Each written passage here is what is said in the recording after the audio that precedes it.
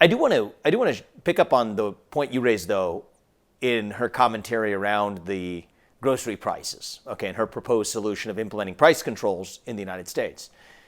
So anybody who's studied basic level of economics and studied history would share with you that these price controls don't work as a measure of actually controlling prices, in part because they create black markets, in part because they create supply shortages, and in the long run even exacerbate the very inflation they were created to actually correct. Look back at the Carter era, look back at the history of many other countries that have gone a similar direction.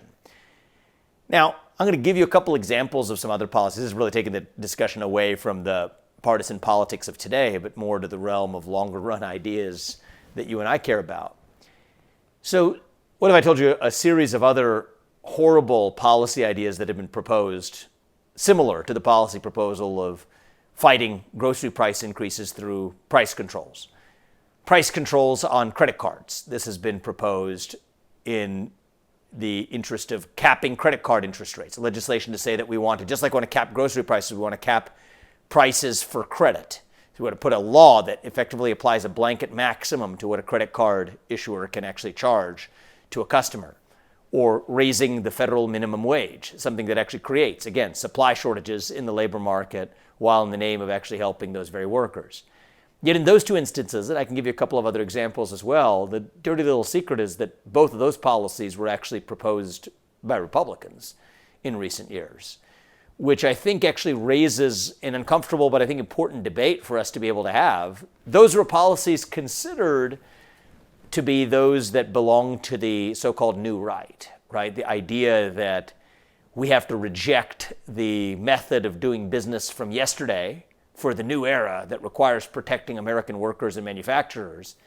Yet I think that also impedes our ability to go after Kamala Harris. I think we should be going after Kamala Harris more strongly for her failed economic policies like price control measurements. But I think the reason many on the right are unable to do it is that actually very similar logic has been applied, not only by Republicans in recent years in the new right, but just like it existed in the Carter era, existed under Richard Nixon as well. And I do think we probably in the long run do ourselves a disservice by sweeping that distinction under the rug and pretending in the 3 months leading up to an election like that doesn't exist, versus actually just airing it out in the open and just say actually what is actually our ideology. And, I think the thing about the reason I think Democrats have a little bit of a structural advantage here, and I'll pause here after a second, Chris, because I wanted to lay out my view and then hear your response to it.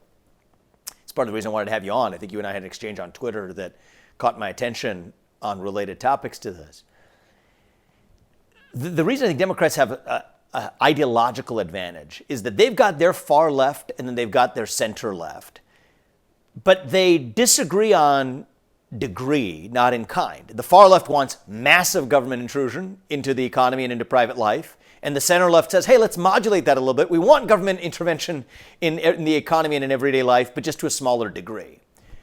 Whereas on the Republican side, I think right now we have a fundamental contradiction where we have those of us who believe that actually we don't want the government in our lives, have a more libertarian orientation, say keep the government as small as possible, keep it out of the economy. But then we also have a strain that says, no, actually, the other thing we want is actually we want the government to use heavy-handed, muscular state intervention when it comes to antitrust policy, capping credit card interest rates, deciding which kinds of education we do versus don't want to subsidize, raising the federal minimum wage, but just not in certain other areas, which is not a difference in degree, but a very difference in kind in what our attitude is towards the government and what it's supposed to be doing in the first place.